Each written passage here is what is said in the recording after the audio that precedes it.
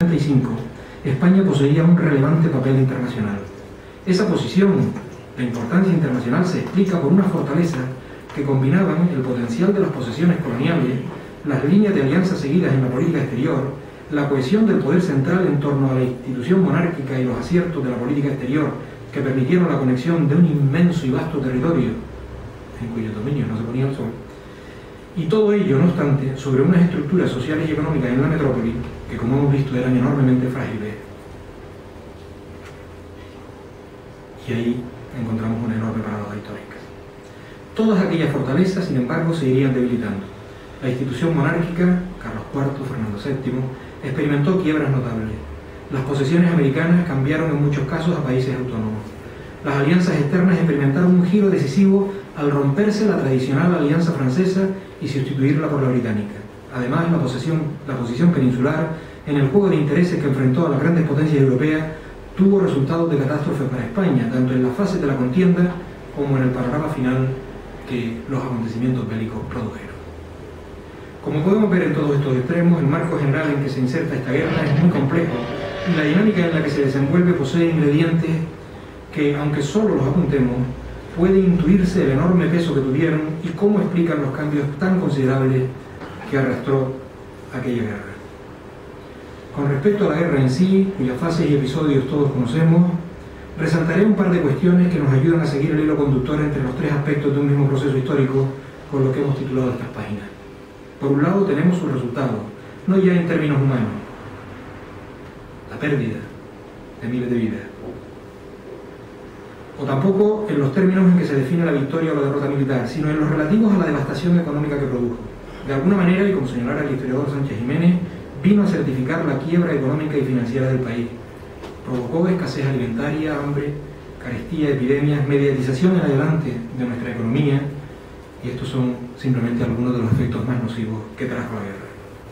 El impacto, no olvidemos también por otro lado que el estilo, la estrategia de guerra de los ejércitos napoleónicos consideraba en abastecerse sobre el terreno y de eliminar cualquier vestigio de resistencia. Eso supuso una extraordinaria destrucción de infraestructuras de todo orden, que fue impactante para el conjunto del resto del siglo XIX. Se tardó mucho en recuperar, simplemente en materia de infraestructuras viarias, de infraestructuras urbanas, de infraestructuras hidráulicas, todo lo que fue destruido por la guerra.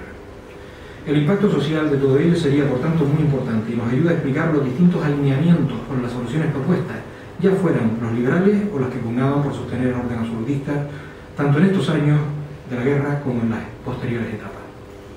Otro elemento decisivo lo constituye la manera en que se declara la guerra a Francia. Surge, como veíamos en el texto galdosiano, de una reivindicación popular, la cual se amplificará desde movimientos populares que imponen la guerra.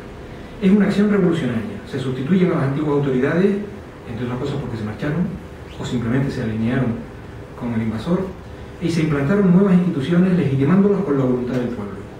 Desde mayo de 1808 y en el semestre siguiente, prácticamente la España de la Resistencia cambió el antiguo poder político. 2 capitanías generales, al frente de las cuales estarían Cuesta y Palafox, y 13 juntas superiores provinciales se hicieron con el control de las nuevas instituciones. Patriotismo e insurrección se convirtieron en 2 factores decisivos para dar un vuelco revolucionario, pasándose a una alteración radical en el conjunto de la legitimidad del poder monárquico tradicional al poder popular. También entre los componentes bélicos, ese carácter de movilización popular y la inexistencia práctica de un ejército nacional que se enfrentara al napoleónico gestaron otra modalidad que tendría larga consecuencia histórica, yo creo que hasta nuestros días, la guerrilla. Esta variante tuvo una importancia decisiva en el curso de la guerra al debilitar uno de los activos más notables de las tropas francesas, su poder de ocupación. Los guerrilleros no precisaban mantener el territorio ni el resto de los elementos que incorporaba aquel moderno ejército con sus renovadas estrategias. La guerrilla socavó en extremo el poderío militar galo en la península ibérica e implica también buena parte de la forma en la cual protagonizó el pueblo la acción armada. También en este aspecto aquellos años fueron por tanto novedosos y trascendieron su etapa. La guerrilla, como explicara en un admirable artículo en su día Antonio Betancourt, se incorporó a una acción bélica que llega hasta nuestros días, como hemos dicho, prácticamente en la totalidad de los continentes. La revolución. Como vemos, la experiencia de estos años que van del año 1808 a 1814 nos situó ante un proceso de cambio a fondo. Si ampliamos el punto de mira, veremos que antes y después de esa fecha se suceden procesos de similar alcance en otros lugares. Son momentos de alteración notable de la nueva organización que caracterizó a las sociedades del antiguo régimen. Un cuadro de cambios que habría de plasmarse en distintas etapas del siglo XIX y a las que Miguel Artola definió en 3 grandes planos que conforman el orden liberal con su configuración política y normativa. El primero se refiere a las disposiciones que regulan el nuevo concepto de libertades, la individual, la de expresión y la de conciencia. El segundo, al de la puesta en pie de un nuevo Estado unitario y al de la plasmación del principio de igualdad. Finalmente, al de la organización de una sociedad clasista sustituta de la estamental y en la que el concepto nuevo de propiedad privada y las distintas formas de establecer las decisiones entre clases sociales marcaron el tiempo contemporáneo. No he encontrado nunca un esquema tan claro, tan rotundo y tan sencillo para explicar estos 3 conceptos de libertad, igualdad y propiedad como el que aplicó en su día este magnífico y ya veterano historiador. El concepto de libertad venía a significar, lógicamente, la aspiración que se venía recogiendo acerca del contenido que se tenía del ser humano desde los años bajomedievales en adelante.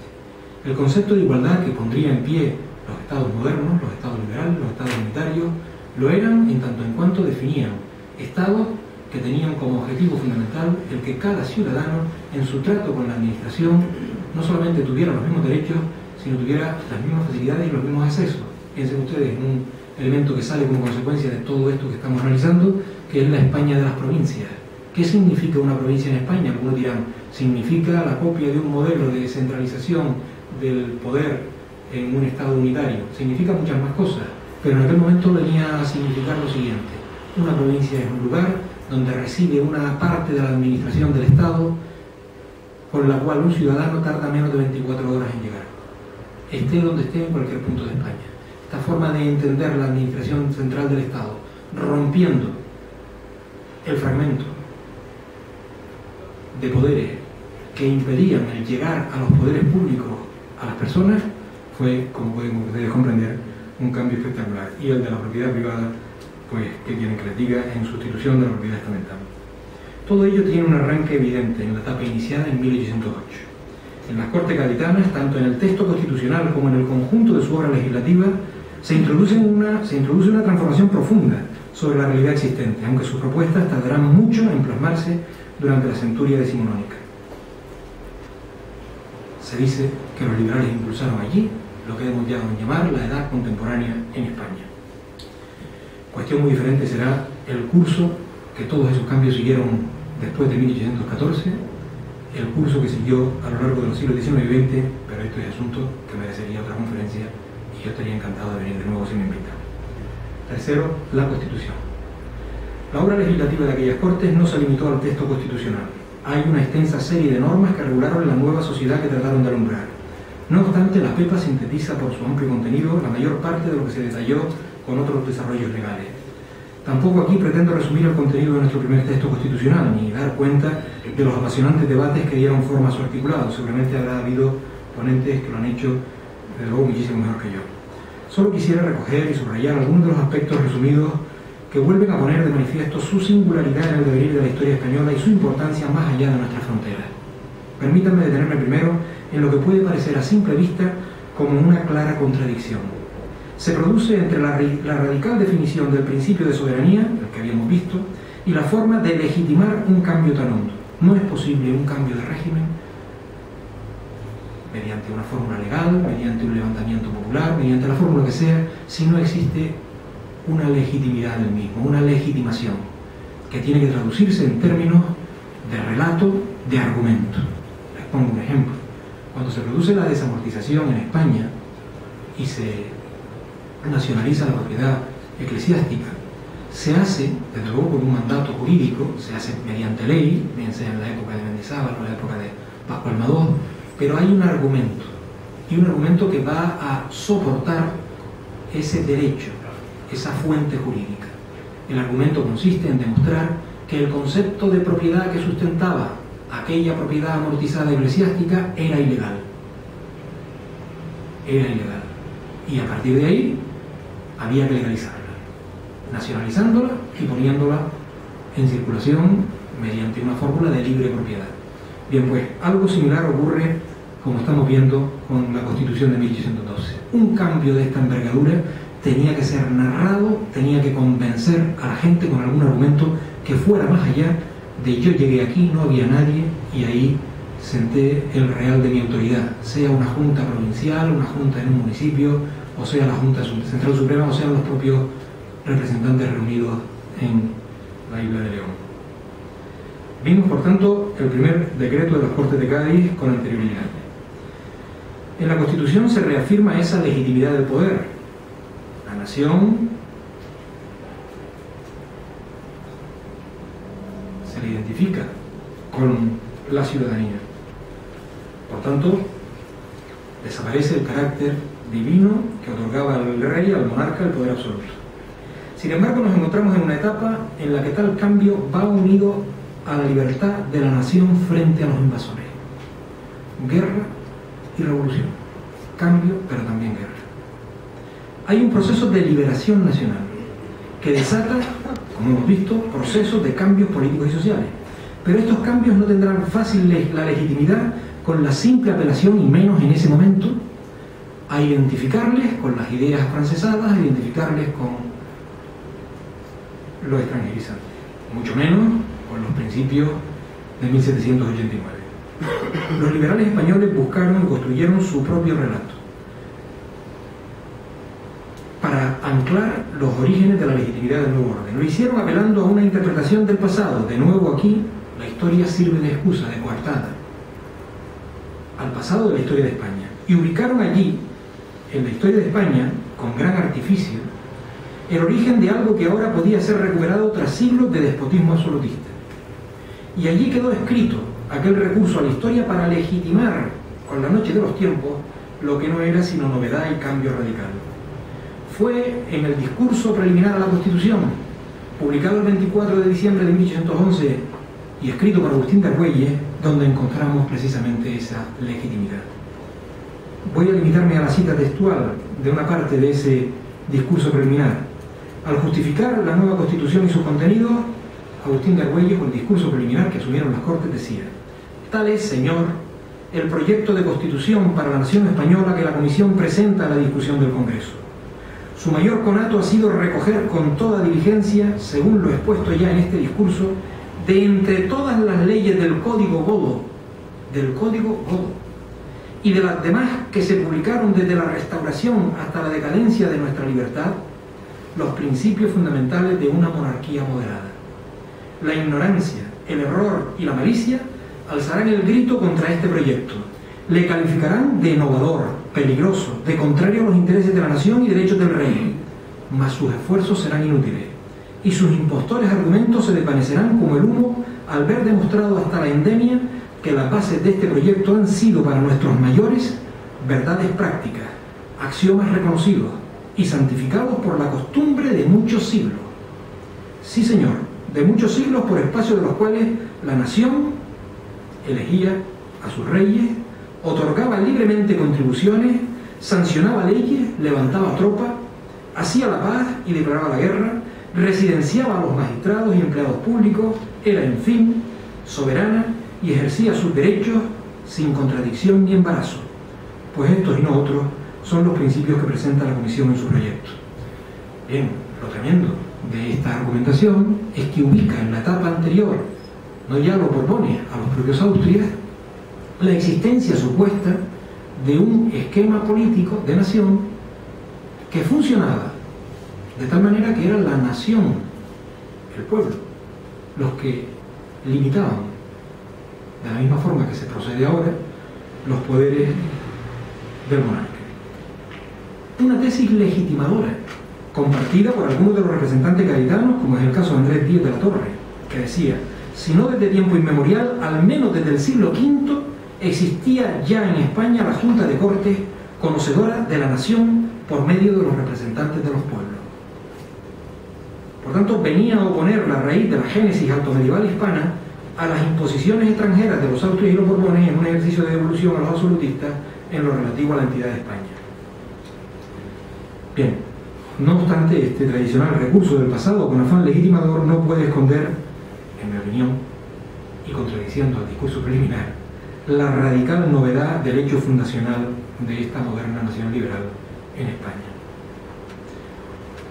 Pero, como como siempre ocurre, la historia sirve para muchas cosas, también para legitimar constituciones, aunque sea simplemente dando una interpretación nada seria y nada sólida del pasado. En realidad, el texto constitucional fue el resultado concreto de los trabajos encargados a una comisión extraordinaria que presidió Muñoz Torrero. Entre marzo de 1811 y el mismo mes del año siguiente, se redactó el proyecto y se produjeron los debates plenarios que dieron forma definitiva al texto.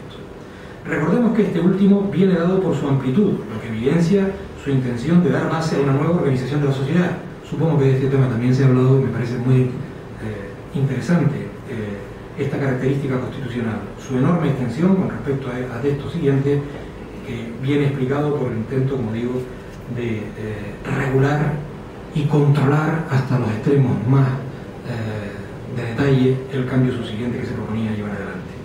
Su debate tradujo además dos controversias esenciales, como explicara en su día Soletura: el producido en torno a la soberanía nacional, que oponía a liberales y absolutistas, aunque hubo posiciones intermedias como la de Jovellanos, que proponía la fórmula compartida, el poder reside en la Corte junto con el rey, y que luego servirá para articular buena parte del constitucionalismo tras 1845, y el debate sobre la consideración de la Constitución, mientras que para los liberales era un sistema para regular el ejercicio del poder, esto lo negaban absolutamente los absolutistas. Bien, el resultado final nos presenta un ejemplo muy cualificado de los principios liberales, que fue pionero en la presencia europea de estos. La soberanía nacional, la división de poderes como garante de los derechos ciudadanos, el mandato representativo, la extensa regulación de ese conjunto de derechos, la unidad jurisdiccional y legislativa para dar soporte al principio de igualdad, las nuevas normas económicas, la articulación institucional del régimen político, etc., conforman una tarea que habría de ser ampliada por los decretos en los años siguientes. En cualquier caso, un texto extraordinario que cambió la historia española, una constitución que se construyó en una etapa de violencia y de guerra, como fue la que marcó aquellos años decisivos y germinadores de nuestra contemporaneidad. Muchas gracias.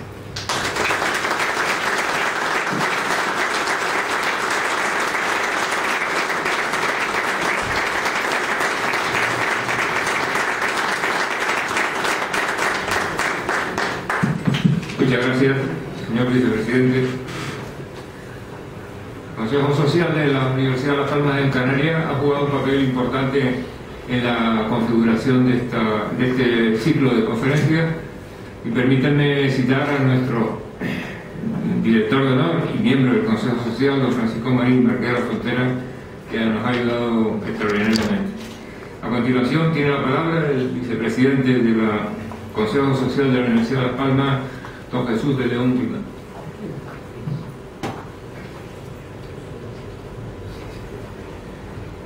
Gracias. ¿Funciona, no? ¿Sí? Apretando. Gracias. Excelentísimo señor vicepresidente y consejero de Educación, Universidad y Sostenibilidad de Gran Canaria, señor rector magnífico de la Universidad de Las Palmas de Gran Canaria, señor director de la Real Sociedad Económica, señor presidente del Círculo Mercantil de Las Palmas, distinguidas autoridades, señoras y señores. Quiero disculpar al presidente del Consejo Social de la Universidad de Las Palmas de Gran Canaria, Lothar Siemens Hernández, que no ha podido estar con nosotros hoy, como hubiera sido su deseo, y me ha pedido que le represente en este acto de clausura del ciclo de conferencias sobre el bicentenario de la Constitución de 1812, que ha organizado nuestro Consejo Social, la Real Sociedad Económica de Amigos del País de Gran Canaria y el Círculo Mercantil de Las Palmas, en colaboración con el Gobierno de Canarias, la Universidad de Las Palmas de Gran Canaria, el Cabildo de Gran Canaria, el Ayuntamiento de Santa María de Guía y Las Palmas de Gran Canaria, la Asociación de Clubes Silviculturales y Deportivos de Gran Canaria y el Consorcio para la conmemoración del segundo centenario de la Constitución 1812, la Pepa 2012. He de comenzar también agradeciendo a todos ustedes su asistencia y a todos los conferenciantes también su entusiasta y brillante participación en este ciclo de conferencias. De verdad que ha sido muy enriquecedor para todos haber podido contar con la participación de destacados juristas, historiadores, cronistas y políticos durante esta decena de conferencias y actos paralelos que se han desarrollado a lo largo de 3 meses. Con rigor y sosiego hemos podido reflexionar conjuntamente sobre la significación histórica de la Constitución de 1812 y el contexto económico, social, político y cultural que la hizo posible, así como sobre la participación canaria en las Cortes de Cádiz y la recepción que tuvo en nuestras islas aquella primera Carta Magna de la que se dotó España en su amanecer a la convivencia democrática, luego tantas veces socavada, hasta que hemos logrado asentarla definitivamente entre nosotros con la Constitución de 1978. En desarrollo precisamente de nuestro actual marco constitucional, la ley educativa de la que nos hemos dotado ahora, tanto a nivel estatal como autonómico, han regulado que los consejos sociales sean los órganos de participación de la sociedad en la universidad.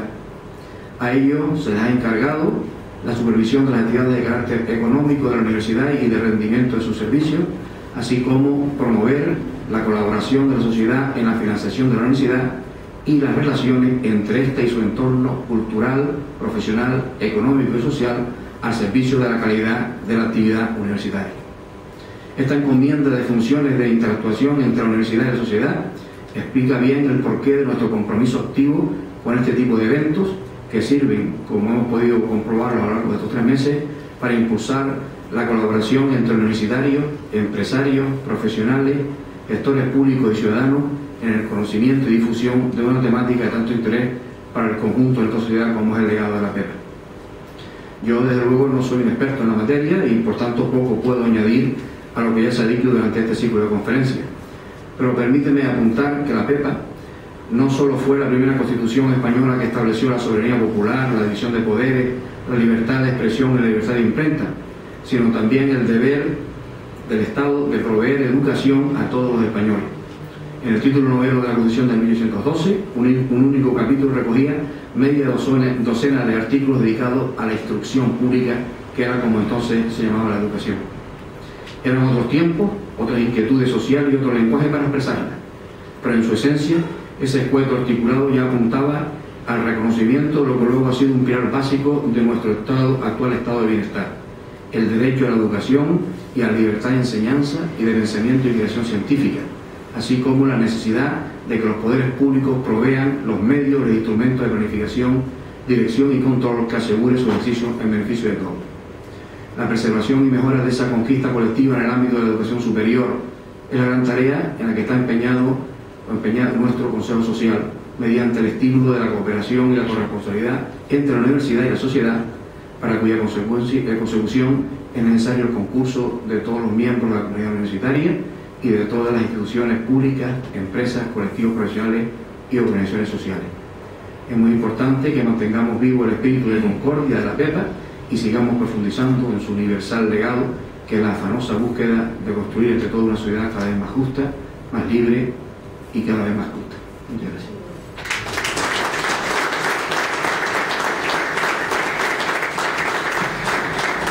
Muchas gracias. El Círculo Mercantil es una de esas instituciones de la sociedad civil, una de tantas que hay en la isla de Gran Canaria y en la ciudad de Las Palmas de Gran Canaria, que ha demostrado una importantísima contribución al servicio público y a los intereses generales de la sociedad insular. Ha sido un gran colaborador del trabajo del Bicentenario y le debía pedir a su presidente, don Tomás Ruano Espino, que nos dirija unas palabras.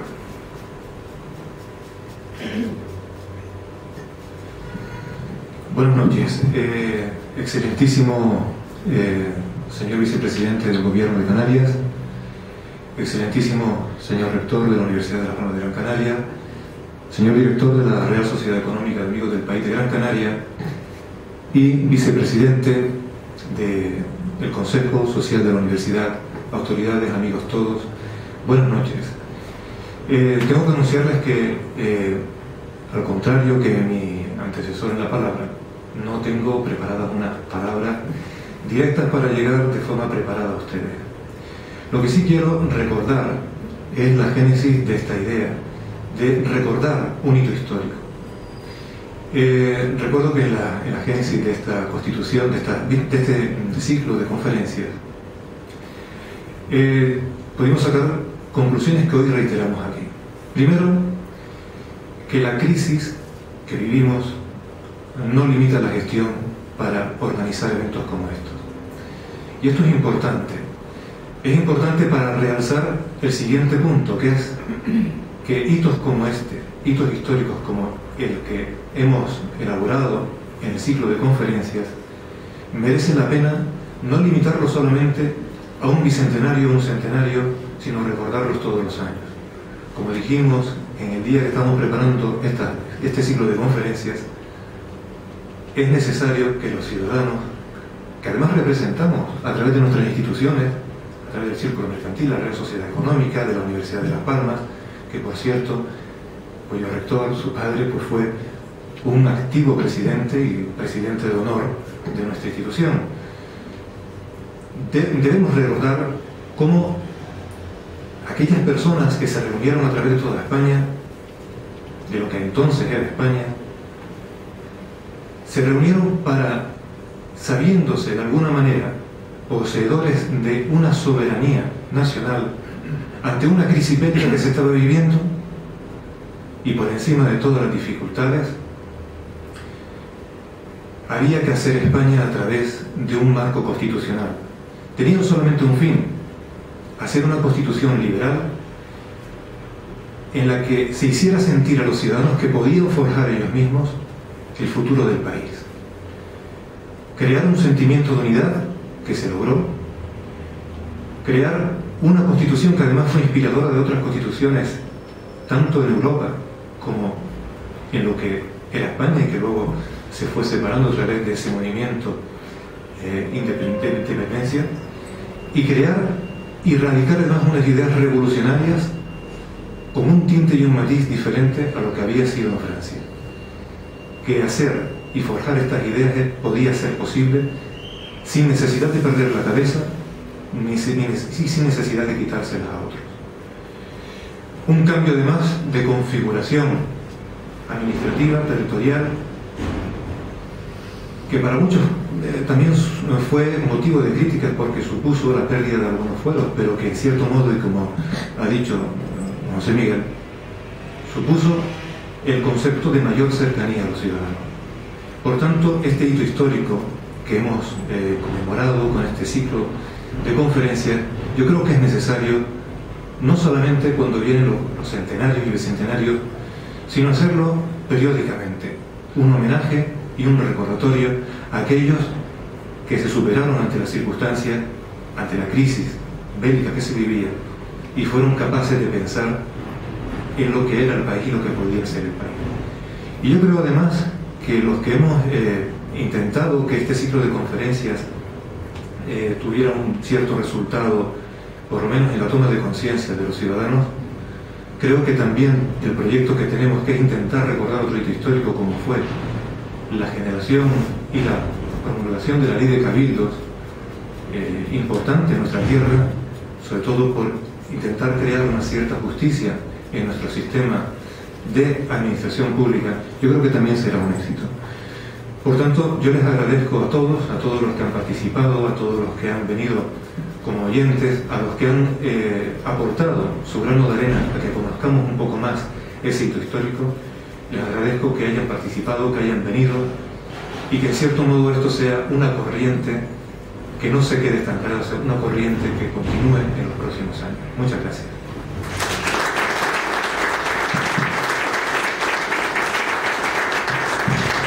Muchas gracias.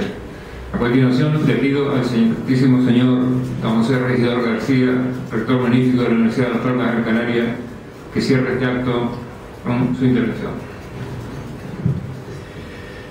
Muchas gracias, señor director.